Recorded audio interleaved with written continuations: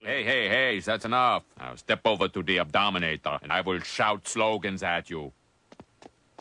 Keep that faith. Keep your courage. Stick together. Stay strong. Do not yield. Stand up. We're Americans and we'll never surrender. They will. According to the military code of conduct, captured soldiers are instructed to accept neither parole nor special favors from the enemy.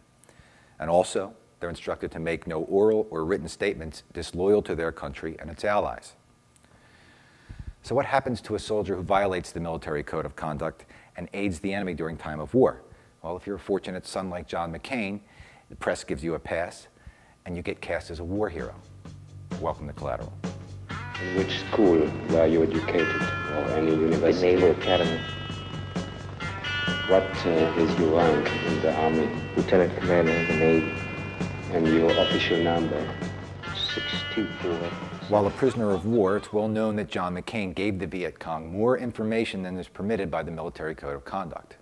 It's also well known that McCain lent his voice for use in radio broadcasts by the Viet Cong as part of a propaganda effort to demoralize U.S. soldiers.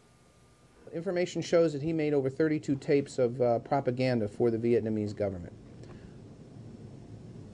Certainly you do what you need to do to stay alive. Nobody would fault anybody for that. But there comes a point in time where enough is enough. Now, we're not interested here as civilians to put ourselves in John McCain's place and criticize his actions. But others with greater standing to do so, other military people, have done just that. Yet their charges get very little mainstream press time, and they're not thoroughly analyzed for their significance. Douglas Valentine of Counterpunch.org recently reported that according to retired U.S. Colonel Earl Hopper, John McCain divulged to the Viet Cong, quote, highly classified information, the most important of which was the package routes, which were routes used to bomb North Vietnam, end quote. Hopper said that McCain, quote, gave in detail the altitude they were flying, the direction, if they made a turn. He gave them what primary targets the United States was interested in. Hopper contends that the information McCain gave the North Vietnamese allowed them to adjust their air defenses and allowed them to shoot down a greater percentage of aircraft than it otherwise would have been able to. Yet whatever the exact consequences were of McCain's collaboration, he remains a hero in the press and in good standing with the U.S. military. He can't raise his arms above this height because of the pain. Someone is going to attack his patriotism and his courage, please. Now compare this treatment to that of two other soldiers, ordinary soldiers, George Smith and Claude McClure, who were captured by the Viet Cong in 1963. Smith and McClure, who were Green Berets, were tortured and held for 2 years in terrible conditions in a POW camp that was later dubbed Auschwitz by the Americans. Now in September 1965, Smith and McClure were told that 3 of their POW fellows had been killed by the Viet Cong, and at this point they agreed to cooperate. And this helped them win their release. Now for John McCain, being released in this fashion would have come with its own set of problems. And it sounds so good at first. McCain was offered the chance to come home. They called him the Prince.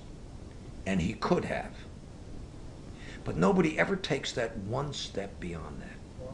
If Admiral John McCain II, Jr., if his son, a lieutenant senior grade, had accepted this princely status and come home in 1967, while the others would sit there for 5 years, what would the Navy have done with the son of an admiral who opted to get special treatment and come home? No Navy career, no House seat, no Senate seat. Would have been the end of his career. When Smith and McClure were returned to U.S. custody, they were questioned by the military and then later threatened with their own testimony that it would be used in a treason charge against them. If convicted, they faced a possible death sentence by military tribunal. Ultimately, the military settled for simply disgracing them and ruining their careers. But John McCain, the son of an admiral who gave important information repeatedly to the North Vietnamese, he got no such treatment. Despite emerging from the war with an unbalanced personality and a wild temper, he gets transformed into a war hero and becomes presidential material. Hope to see you next week.